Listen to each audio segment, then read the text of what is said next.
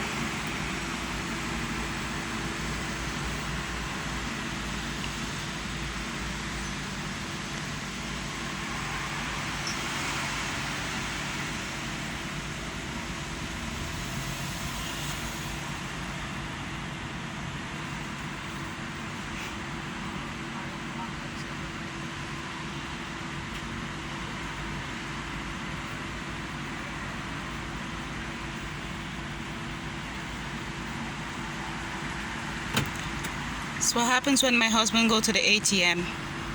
They follow us in these tinted SUV. That's how they keep tabs.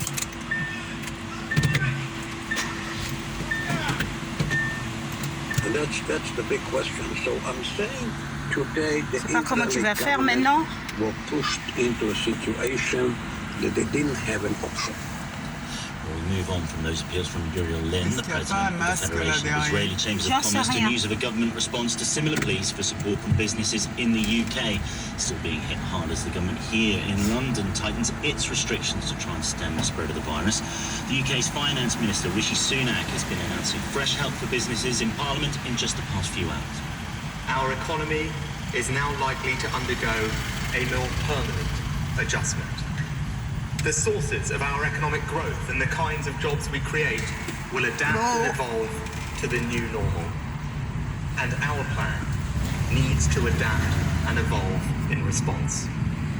Above all, we need to face up to the trade-offs and hard choices coronavirus presents. And Mr. Speaker, there has been no harder choice than the decision to end the furlough scheme. The furlough was the right policy at the time we introduced it.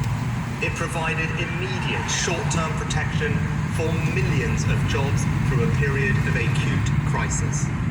Well, as always on a Thursday, we're joined by Emmylou Montgomery from Fidelity International. Hi, Emmylou.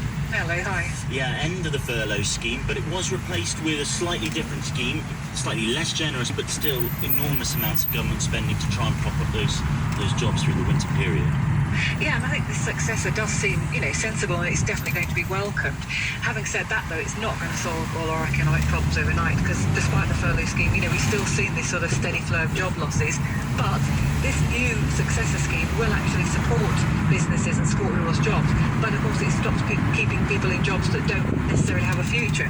So companies will have to, pay workers as normal about a third of their hours, and the government's going to pick up the bill for the 2/3 of lost wage.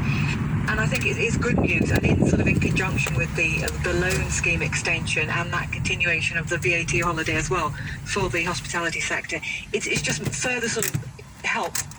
Laisse la clé, s'il te plaît. Je suis là, j'attends là. Oui, mais moi, j'ai juste cherché un masque. Oui, mais tu peux laisser la clé, hein? Non. Parce que moi, je suis dans la voiture, là, donc tu peux très bien laisser la clé pour que je continue d'écouter les infos. Get the wages of the employee up to about 70%, and they hope that will keep people on also potentially £1,000 to companies per employee that they keep. So not dissimilar to schemes that we've seen in Europe, in places like Germany as well. Not been totally welcomed, has it, across the board? The hospitality sector in particular have been notable about saying this doesn't go far enough. Though, as you say, perhaps cuts in sales tax might help them. But that is an industry that's really suffering, especially as we see more restrictions coming back in. Yeah, absolutely. This is a sector that's really at the heart of the pain that we're suffering, in this economic crisis over the COVID outbreak. So I think anything that can help them is good, but of course they would call for more to be done. But the 5% reduced VAT rate, I think, is a really good sort of way of easing the pain and keeping these very important employers, on track in the UK and hopefully retaining more and more jobs. And I think also that sort of bounce back loan repayment over 10 years will hopefully also help these sort of companies as well reduce the costs over the coming years, because they are cash strapped, they are struggling to survive. So I think these measures, while of course people will always probably want more help, and you could argue probably that, they could do with more, it's still good, better news. Yeah, absolutely. Something we're going to be watching, I'm sure, in the months ahead. Emily Montgomery from Fidelity International there. Well, we're heading back out on the virtual highway now, and our great American road trip continues. If you've been with us all week, we've already stopped off in Pennsylvania and Florida, hearing from businesses big and small about what matters to them ahead of November's presidential election.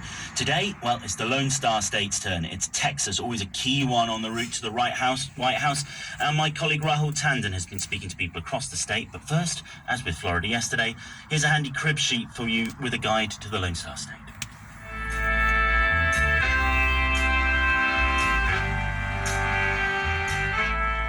Howdy, y'all. I'm David Martin Davies, and for the last 20-some-odd years, I've been the host of Texas Matters on Texas Public Radio.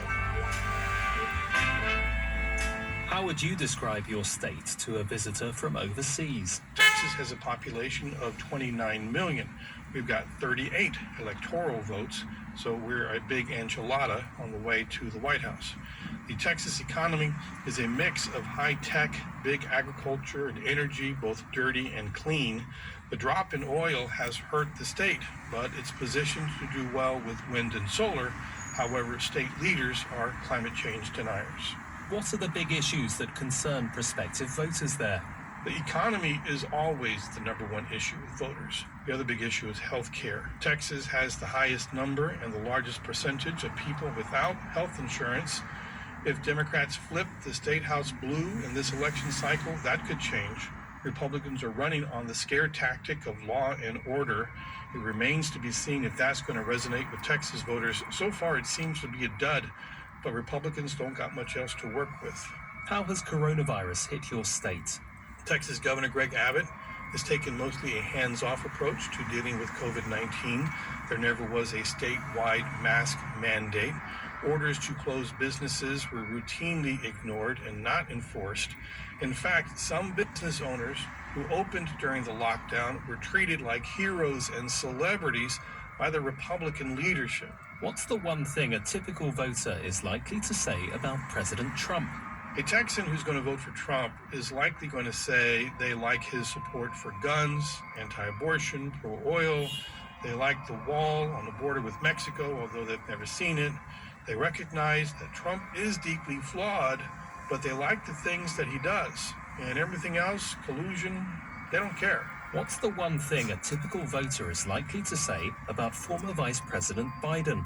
A Texan who's going to vote for Joe Biden is mainly going to be voting against Donald Trump, but also for keeping and expanding Obamacare. They want to do something about climate change now, and they want to put somebody who they see as a decent, honorable person back in the White House, and they want to put an end to what they see as a clown show in the Oval Office. Finally, tell us something we might not know about your state. Folks think that Texas is this backward place where we all ride horses. Well, I ride an electric car. Texas is more about high tech than high cotton. In just a few years, more electric vehicles will be coming out of Texas than anywhere else. Rockets will routinely be launching to Mars with people on board from Texas. Indeed, they will. Dr. Rebecca Dean, an associate professor of political science at the University of Texas, who's based in Arlington. Howdy to you, Rebecca. Texas really does matter in this election with those 38, electoral seats that the state has. We think of it as Republican, but that always wasn't the case. In fact, if you look at the history of Texas politically, it's actually traditionally been a Democrat state. I saw some polls that said, Donald Trump was ahead just by 0.3%. Why is it changing? The change in demography, the change in demographics, we're going to catch up and be advantageous for Democrats. So what you have seen are a couple of trends. You've seen folks move to the state from outside of the state, and then you also see differential birth rates and differential growth rates in demographics across the state. So you have Latinos, African American, their growth rate is much higher than among whites, and those are groups that, at least in Texas, traditionally have gone for the Democratic Party. And I think this election has a better chance than previous. So I've been a skeptic on the Texas flipping conversation, but I would say that if all of the things line up for former Vice President Biden, they definitely have a better chance than they have had in previous years at the presidential level. Exciting times ahead politically for the state. It looks like it's going to be a very closely fought race. Now, when you think of Texas, oil springs to mind. Black gold also springs out of much of its earth as well. But how important economically is it to this state? Katie Menhardt is an entrepreneur who's worked in the energy industry for more than 2 decades. I think if you look back to the 1980s, oil was huge for Texas, but I would say in 2020, energy is important to Texas.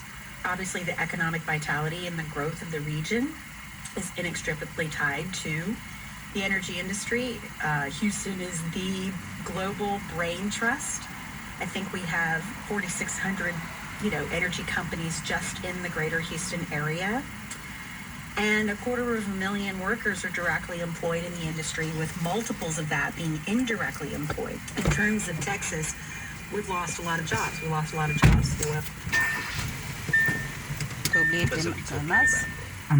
in the Et voilà. Je n'étais sûre. Hein? That's a lot. And as you said, Houston's at the center of it. What are some of the conversations you're hearing from people who worked in the industry? What are they going to do now? Where can they go? Well, several decades ago, we stopped hiring in the energy sector. We just stopped hiring. The last bust of the 80s created that kind of environment. Unfortunately, what that's done is it's created almost 2 generations, or a mega generation, right, of workers that we don't have. So if you look prior to the pandemic, we're really short in terms of talent and pipeline. We're seeing a lot of people retire, and I think people would agree that some of those retirements, had come due. So we've seen a roll-off of older workers, but what we haven't seen is a replacement of those workers over the last 5 years. So I think the current workforce that's out of work is looking at when it's time to come back to that work, but also transitioning their skills into other areas of the energy sector, the power sector, as well as solar and wind. And we've got a number of solar and wind companies in Houston and in Texas that are working on those new projects. Now, Wafi Denari is the owner of Wheezy's Table in Houston, which is actually one of Katie's favorite restaurants. It became well known for offering a 3-course meal for the price of a barrel of oil, which means it would be about $37. Wafi told me that because of the pandemic, these are very tough times. I've been in Houston over 30 years, and it's been the worst one ever that I've seen.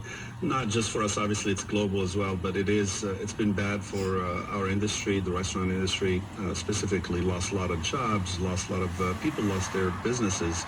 Tell me about how it's affected your restaurant in terms of staffing, in terms of money coming in. We're talking about a restaurant that normally has about 80 employees down to at one point to 4 or 6 employees. Rebounding back now to about 50% of that, and thankfully it's been coming back a little slowly. In your restaurant, Katie was telling us about your shrimp and grits, which I have to have when I come there as soon as I can, actually. Are people talking about this election? Is it something that people are sitting down? Are they talking about Trump? Are they talking about Biden? Definitely. We have a huge Trump following customers base that come in and want to continue with the same way. And we have others that are Biden supporters. But yeah, a lot of our customers opinionated, come into the restaurant talking politics, tying politics to the crisis of this pandemic. The passion is there. The methods are ugly. It's gotten a little ugly where I've seen people just pick on each other over something smaller thing. Public place to politics and getting at each other's throat.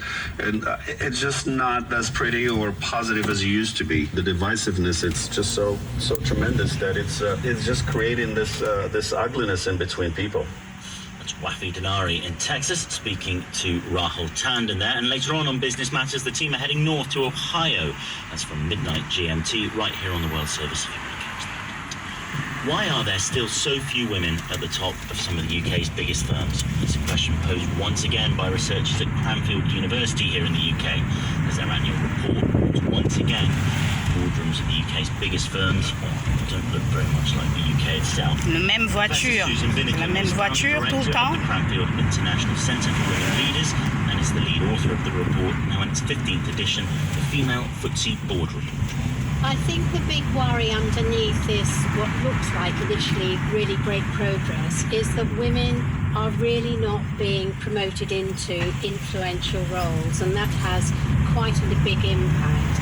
So that whilst we've got around now 300 women holding non-executive directorship roles on, say, the FTSE 100, only 8 of them hold the chair role. So, you've still got 92 men.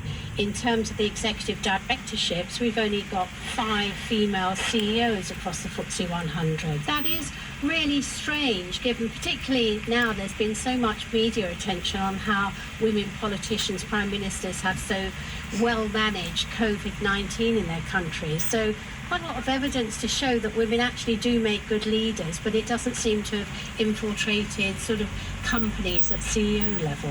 Does it suggest that, well-meaning though these voluntary targets that some of these companies have set in might have been, that actually there needs to be a greater element of compulsion, perhaps changes in laws? The original aim was that every company had 33%, and what we see is that 33% overall has been achieved through great variance across companies. So some companies are very high and some are relatively low.